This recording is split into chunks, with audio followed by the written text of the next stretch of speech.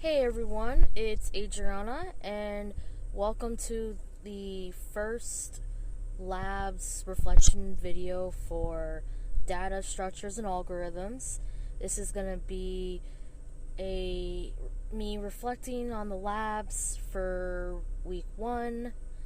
So let's get started. The first two labs, the first one being the DynArray lab, and then the second lab was the Vector lab. Now, when it comes to the labs, the lab instructions for what to do for each method and what code to put, they're not going to be on FSO. Instead, they're going to be in a file that you'll download and you'll just save it to the computer. I created a folder just for this class, and it has both the lab documents, which are in PDF form, and the actual labs, which is the one solution file that's also in that one folder. And then from there,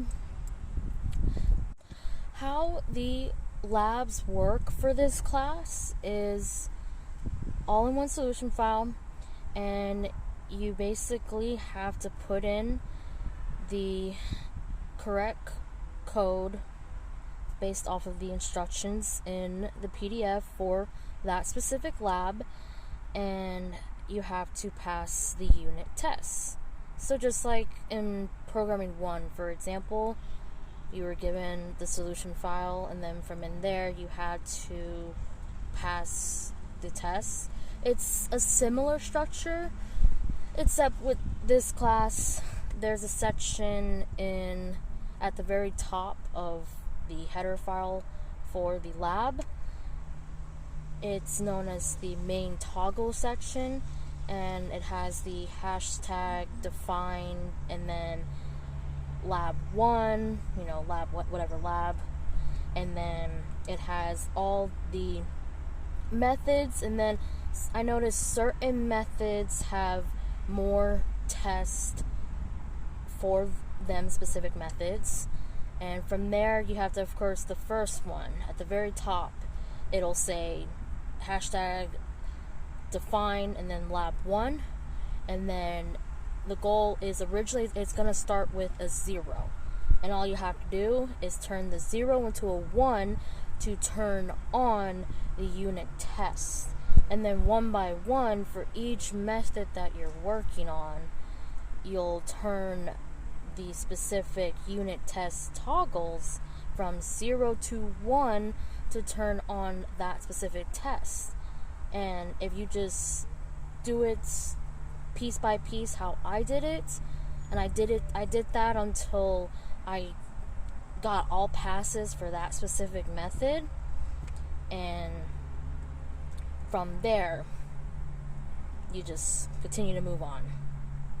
So for the DynArray lab 1, in total there were 15 unit tests with 10 methods, and certain methods had multiple unit tests to pass. In particular, the reserve method had a lot of tests. There was 4 unit tests just for the reserve method, and then the append method had 2, and then the default constructor had 2, and the rest had only 1. But that's how all the labs are going to be structured. The unit tests will vary, but it'll be the same setup to turn it on, change the 0 to a 1, and then from there just work on each one individually until you get all passes, and then from there you can just move on. Great about this is that you can just work on one method, keep all the other ones set to 0, and then just work on that one, and it will only run the unit test for that specific method. Whereas with programming 1, you basically, for some of the labs, you had to work on all the methods first before you can even run the unit test. Where lab 2 was the shorter lab. That one was on vectors, and it had 10 unit tests with the sort method, and the contains method had 2 unit tests each. But besides that was it. And then the methods, and then 8 methods to work on. And that will be it for this video for this week. The labs, I had them done by Wednesday. They didn't take me very long. We'll see what labs 3 and 4 have in store for me, but that's it for this video. See you guys in the next one. Thanks for tuning in, and of course, if you have any questions, just feel free to shoot me a message or comment below. Thanks again. Bye.